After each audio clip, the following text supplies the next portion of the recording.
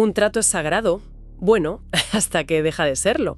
Hay que imaginarse la escena. Sí, sí. 5 años después de firmar el que era el contrato de defensa más caro de su historia, hablamos de más de 50.000 millones de dólares, Australia coge el teléfono, llama a Francia y básicamente le dice, oye, que lo de los submarinos ya no sigue adelante. Así de un día para otro, Un portazo. de la noche a la mañana.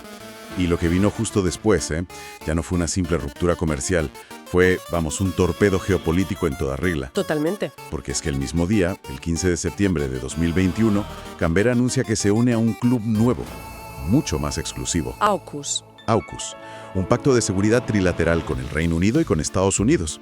Y la promesa que hay sobre la mesa es un salto de nivel, submarinos de propulsión nuclear. Una señal clarísima, un mensaje directo a Pekín. Por eso, en el análisis de hoy nos vamos a sumergir en las fuentes que tenemos sobre esta crisis, porque esto es mucho más que una historia de submarinos. Mucho más. Es un auténtico terremoto que ha redibujado de alguna forma el mapa de alianzas en el Pacífico. Nuestra misión aquí es desentrañar qué es exactamente AUKUS, por qué saltó por los aires ese acuerdo previo con Francia y, sobre todo, cómo reconfigura todo esto el equilibrio de poder. Claro. El equilibrio frente a una China cada vez más asertiva. Y hay preguntas clave que las propias fuentes nos obligan a plantearnos, ¿no? Por ejemplo, ¿cómo queda la relación entre Francia, que no olvidemos que es un pilar de la OTAN, y el mundo anglosajón después de una jugada así? Es una pregunta fundamental. Y la otra ¿es AUKUS una herramienta de verdad eficaz para contener a China? ¿O al final ha acabado creando una fractura entre aliados que, irónicamente, a quien más beneficia es precisamente a Pekín? Para entender una decisión tan radical, creo que lo primero es intentar meterse en la cabeza de un estratega australiano. A ver. Hay que pensar que tu país es a la vez un continente y una isla. Es inmenso, estás aislada, rodeada de agua y lejísimos de todo el mundo. Estás en una esquina del mapa, literalmente. Durante toda tu historia, tu única defensa real ha sido tener al matón más grande del patio de tu lado. Exacto. Toda su doctrina de seguridad desde que existen como país se basa en esa premisa. Y durante más de un siglo ese protector fue, lógicamente, el Imperio Británico. Claro. La Royal Navy era su escudo. Protegía sus rutas comerciales, sus costas, y a cambio, Australia enviaba a sus soldados a luchar en las guerras del Imperio. Era un pacto. Lealtad por protección. Era un pacto de lealtad por protección. Un sistema que funcionó, hasta que dejó de funcionar, claro. Y el momento exacto en el que todo ese sistema se viene abajo tiene un nombre y una fecha muy claros. La caída de Singapur en 1942. Ese momento es clave. La gran fortaleza británica en Asia, que se suponía que era inexpugnable, cae en manos de Japón. Y de repente, el escudo se rompe. Para Australia fue un shock brutal. Un trauma nacional. Un trauma, sí. Se dieron cuenta, de golpe, de que Londres ya no podía garantizar su seguridad. El protector había fallado. El pánico fue total. Absoluto.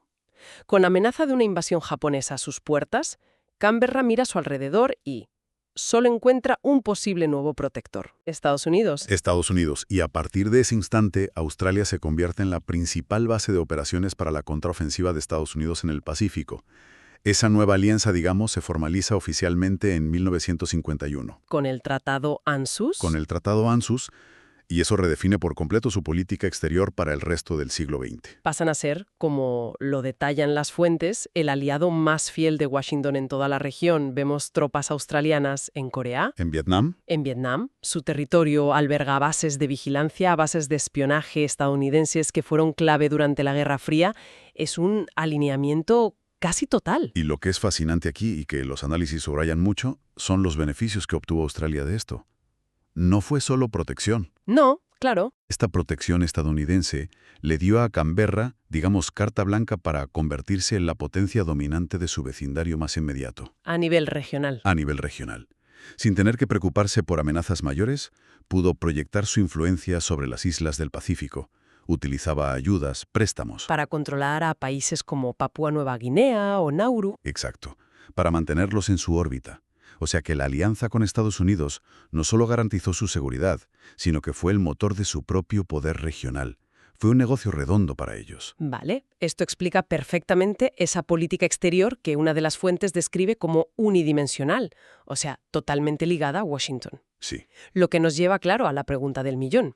Si tu socio principal, tu protector, tu referente es Estados Unidos, ¿por qué demonios firmas en 2016 un contrato estratosférico de submarinos con Francia? Es la gran pregunta, sí.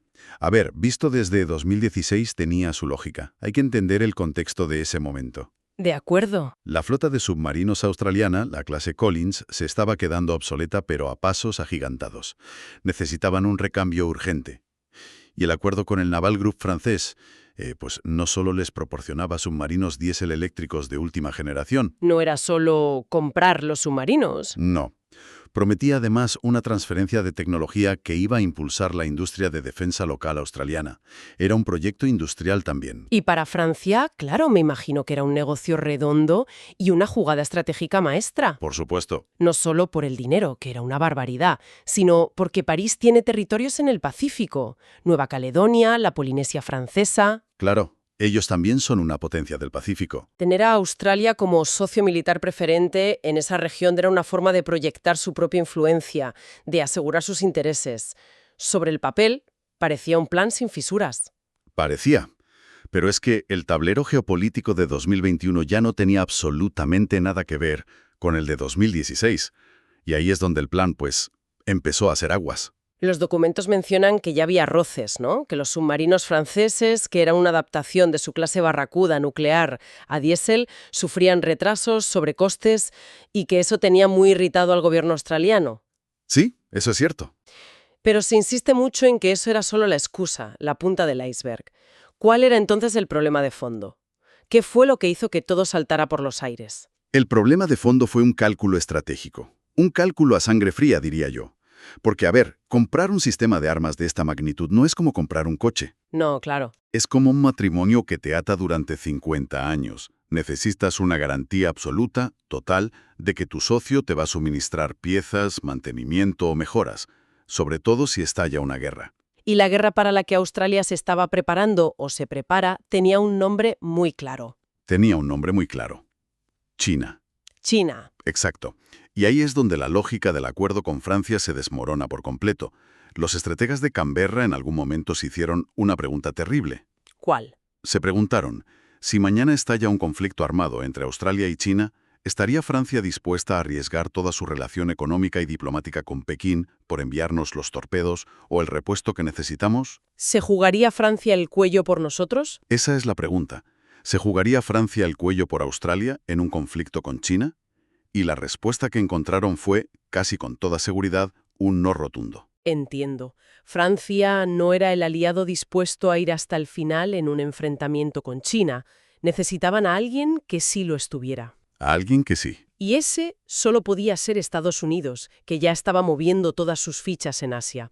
Se habla mucho de la trampa de Tucídides, ¿no? ¿Qué es esa idea histórica, sí, de que cuando una potencia emergente, como lo es China, amenaza el dominio de la potencia ya establecida, en este caso Estados Unidos, la guerra es casi inevitable. Una dinámica peligrosa. Muy peligrosa. Y para evitar esa trampa, o al menos para estar en la mejor posición posible, Washington lleva años reforzando toda su red de alianzas en el Pacífico. Creó el Quad con India, Japón y la propia Australia. Se retiró de Afganistán, que muchos lo vieron como una forma de concentrar recursos precisamente en Asia. Exactamente. Fue un pivote estratégico clarísimo hacia Asia. Y en ese contexto, AUKUS encaja como la pieza que faltaba en el puzzle. No es un pacto que surge de la nada. No es una improvisación. Para nada. Cada uno de los 3 miembros tenía algo muy claro que ganar con este acuerdo. A ver, vamos a desgranarlo. Pues mira, para Washington es una jugada maestra. Consigue que un aliado clave, Australia, tenga submarinos de propulsión nuclear. Que son mucho más rápidos, más sigilosos. Y pueden permanecer sumergidos durante meses, no días. Esto les permite patrullar puntos calientes como el mar de China Meridional o vigilar los estrechos clave por donde pasa todo el comercio chino, como Lombok, Sonda, Makassar. Es reforzar el cerco de contención, pero por el sur. Justo, es cerrar la pinza por el sur. Para el Reino Unido, por su parte, es la encarnación perfecta de su eslogan de la Gran Bretaña global post-Brexit. Es una forma de volver a ser relevante en el escenario mundial. Y de reengancharse a su antigua esfera de influencia en la Commonwealth. Y de paso, no lo olvidemos, firmar un suculento acuerdo de libre comercio con Australia, que lo firmaron justo después. O sea que también hay un componente económico importante para Londres. Por supuesto. Y para Canberra, para Australia, el beneficio es el más directo y transformador de todos, imagino. Es un cambio de paradigma para ellos. Pasar de submarinos diésel a nucleares, sumado a la adquisición de misiles de crucero de largo alcance, que también incluye el pacto, les da una capacidad de disuasión que no habían soñado en su vida. Es proyectar poder militar directamente en el patio trasero de China. Exacto. Es un salto cualitativo brutal. Pasan de jugar en segunda división a jugar en la Champions League de la defensa. Pero claro, un plan tan bestia, tan ambicioso, tiene que tener grietas, problemas prácticos. Y las fuentes señalan varios. Para empezar, algo muy básico. Australia no tiene industria nuclear. Ninguna. Es como querer correr en Fórmula 1 sin saber cambiar una rueda. Exactamente. Y levantar una industria así desde cero, con los protocolos de seguridad que requiere, con la formación de personal, no es algo que se haga en un par de años. Hablamos de décadas. Hablamos de décadas. Mientras tanto, su flota actual, la de los submarinos clase Collins, se jubila en la década de 2030. Existe un riesgo real, y esto es muy serio, de que Australia se quede en un vacío de submarinos. Sin capacidad defensiva submarina durante años. Durante años. Un agujero en su defensa justo cuando la tensión en la región está, pues, por las nubes. Y por no hablar del coste. De los análisis se califica de astronómico y del riesgo de que, con la velocidad a la que avanza la tecnología militar, para cuando estos submarinos por fin estén operativos, Ya se hayan quedado anticuados. Es un riesgo enorme. es un riesgo.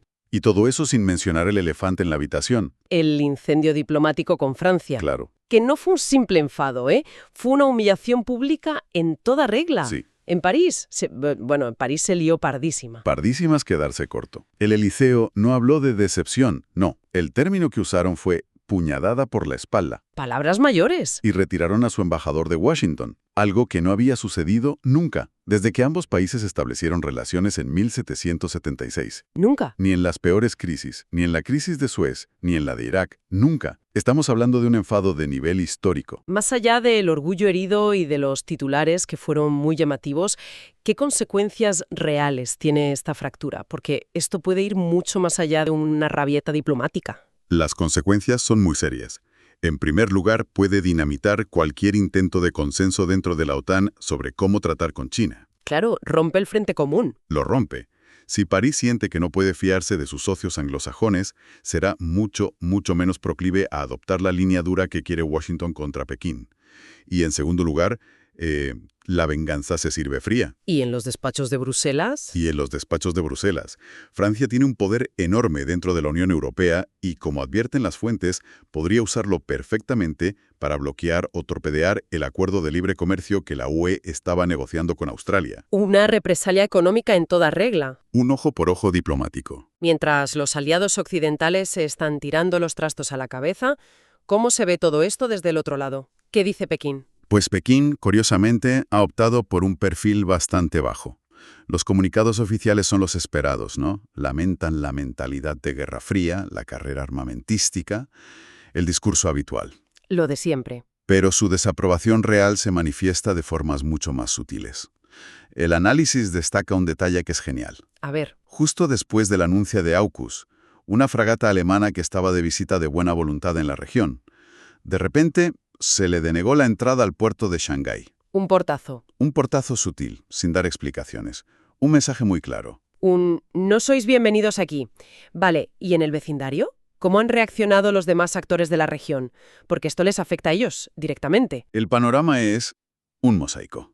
Por un lado tienes a los otros socios del Quad, India y Japón, que han aplaudido el acuerdo. Lógico. Lo ven como un refuerzo necesario frente a la creciente agresividad de China. Pero claro, no todos están tan contentos. Me imagino que Indonesia, por ejemplo, que es un gigante ahí al lado, no estará dando palmas. En absoluto. Para Indonesia es una pesadilla. Yakarta siempre ha jugado a la neutralidad en la rivalidad entre las grandes potencias. Y AUKUS le mete una carrera de armamento nuclear en la puerta de casa. Le obliga a posicionarse. Le obliga a posicionarse, que es lo que nunca ha querido. Su reacción fue de una profunda preocupación, hasta el punto de que llegaron a cancelar una reunión de alto nivel que tenían prevista con Australia. Vaya. Y luego tenemos a Nueva Zelanda, el socio tradicional, casi el hermano de Australia, que se ha quedado completamente fuera de la fiesta. Totalmente al margen. Es que su estricta política antinuclear, que es casi una seña de identidad del país, les prohíbe la entrada a sus puertos de cualquier buque de propulsión nuclear. Así que era imposible que se unieran. Imposible. Y esto, por un lado, les aísla de sus socios de inteligencia del grupo Five Eyes, pero, paradójicamente, como apunta una de las fuentes, les abre una puerta inesperada. ¿Cuál? Al mantener una postura mucho más suave, más dialogante con Pekín, y ahora estar fuera del pacto militar más duro contra ellos, Nueva Zelanda podría convertirse, de repente, en el único mediador creíble en la región. Interesante. El único país capaz de sentar en la misma mesa a China, Australia y Estados Unidos. Un rol inesperado, pero que podría ser potencialmente muy valioso en el futuro. Fascinante. Entonces, resumiendo un poco todo lo que hemos analizado, la creación de AUKUS y la ruptura con Francia no fue una decisión de negocios que salió mal. No, en absoluto. Fue un giro estratégico de 180 grados. Australia ha decidido apostar todo su futuro en materia de seguridad a una única carta. A una sola. La garantía de que Estados Unidos no va a abandonar el Pacífico y les va a proteger. Y al hacerlo, pues ha provocado una sacudida tremenda en el tablero global.